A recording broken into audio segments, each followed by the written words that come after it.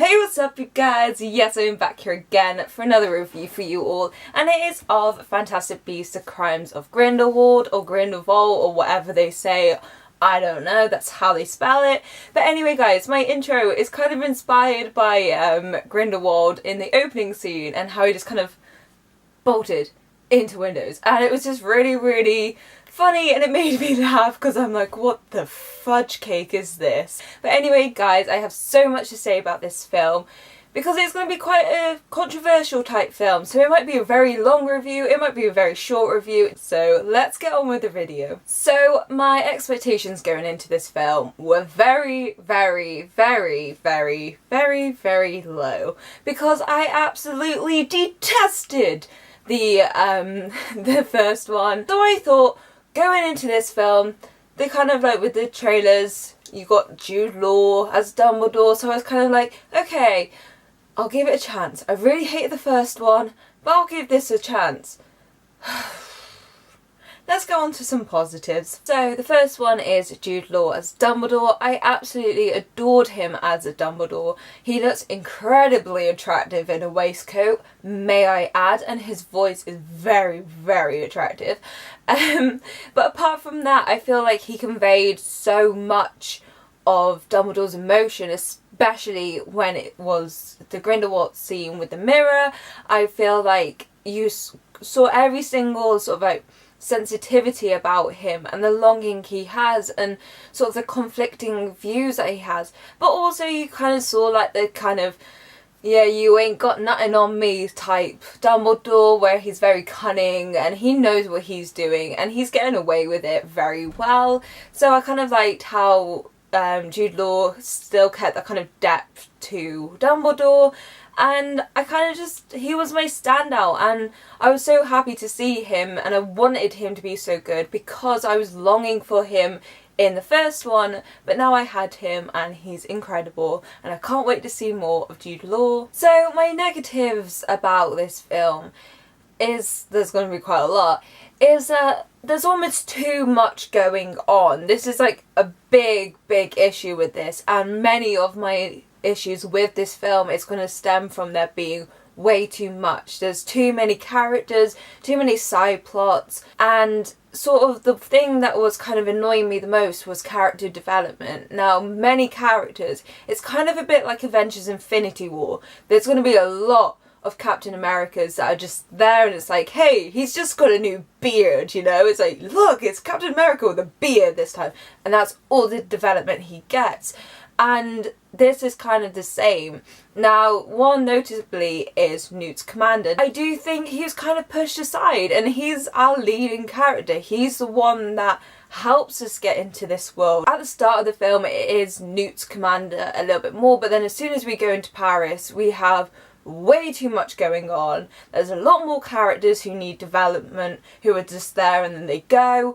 And Newt Scamander kind of gets a little bit lost in that, and it's quite sad because he is our protagonist. Now, another notable character who kind of got pushed aside was Leta Lestrange. Now, she was introduced a little bit on the first one, she was kind of mentioned, and then this one she was introduced as an actual character in this, and I think she was kind of just a bit there. She didn't add much, and I'm going into spoiler territory here. She dies and it just feels a bit lacking. Like, her character is like an important character to Newt Scamander. He adores her, he loved her, and she loved him, we learned. But it just kind of, when she died, it was a bit,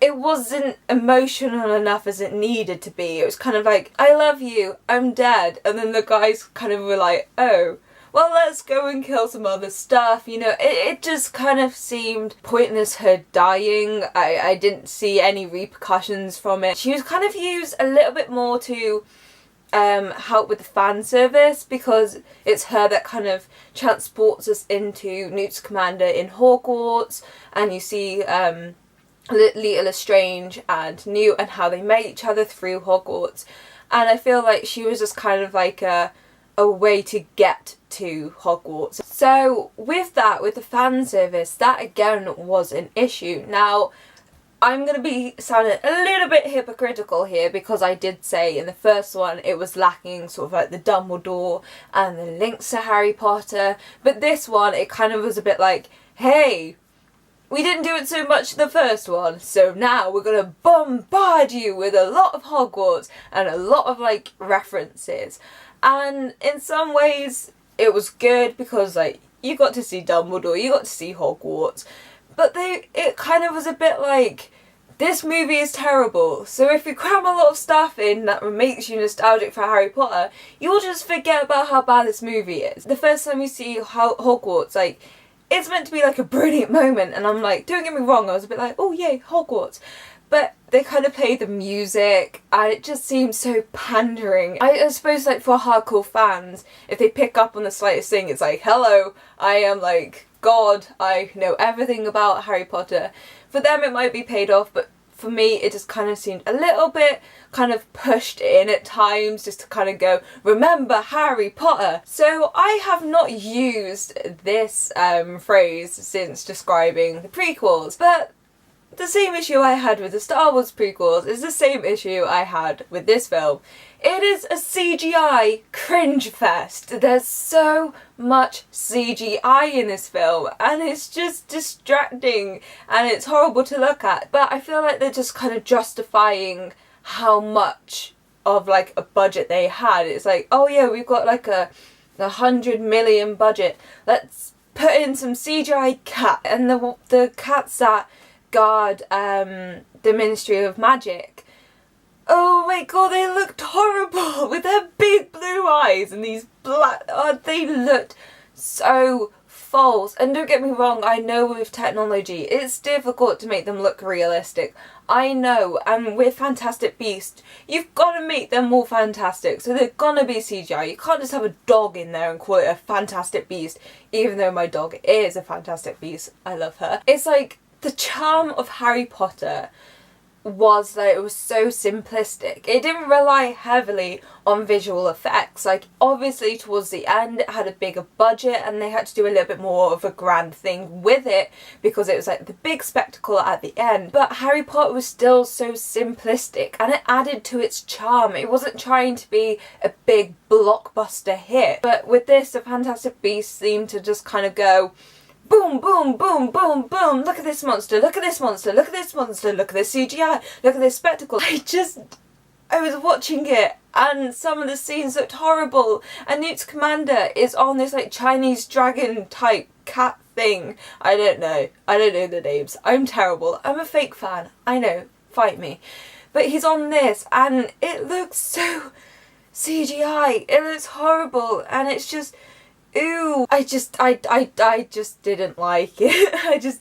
The cringy CGI was just horrid in this. But anyway, so the ending of this, like the whole story basically, is Credence trying to find out who he is and who his mum is, because he was originally at the orphanage, and he tries to find who his real parents are. Now, I thought, yeah, this is kind of a good sort of thing for him. We kind of get a little bit more pathos for him, but how they portrayed his character in this, just I didn't think they did it in a good way.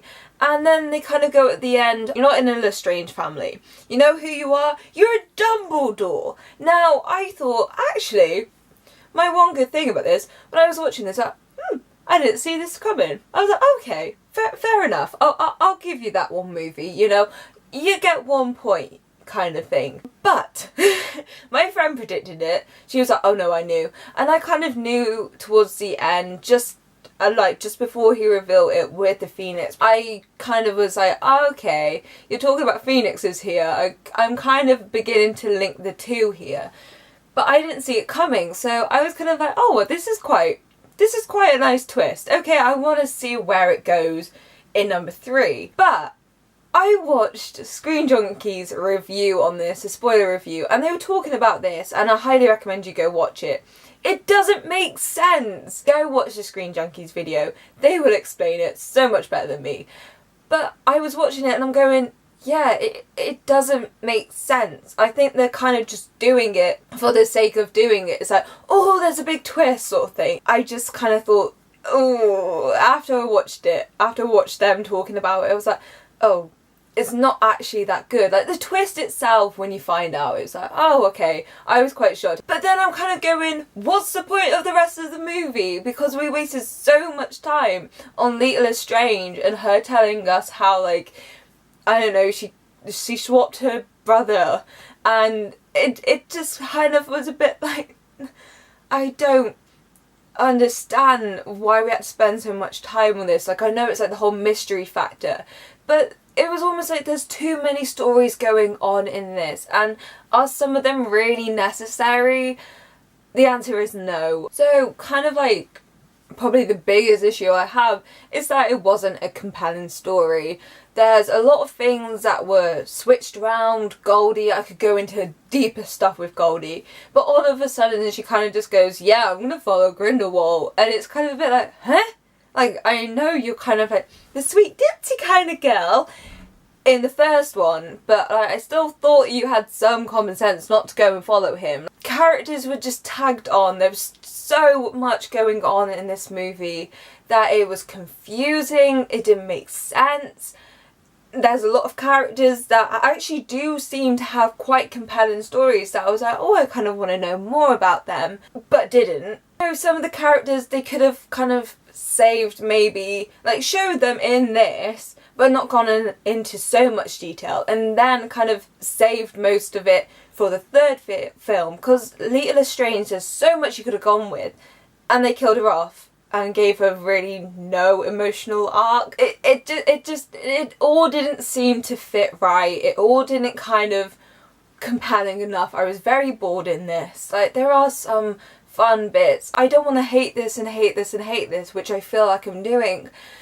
But it's just, I'm watching this film and I'm like, you know what, I really don't like this. But I'll probably still go and watch the third one because I still want to give them a chance, and I'm still holding out because I absolutely adore Harry Potter and the franchise. So I'm still clinging on to some life, and I love Jude Law and I love Eddie Redmayne. So I'm just kind of hoping and praying. But that's my opinion on Crimes Against Grindelwald. Now, please let me know what you thought of this film in the comments down below, or you can find me on social media. The links are in the description. Now, yeah, so that was my opinion. I've never hated a film, I don't think, that I've reviewed. So this is the first film that I've outright, like, didn't really like, so that's something new, something different. You got to see me rant about stuff, and it probably made no sense, but I'm really passionate about how much I didn't like certain aspects, so there we go. But anyway, guys, I will shut up and leave you all. So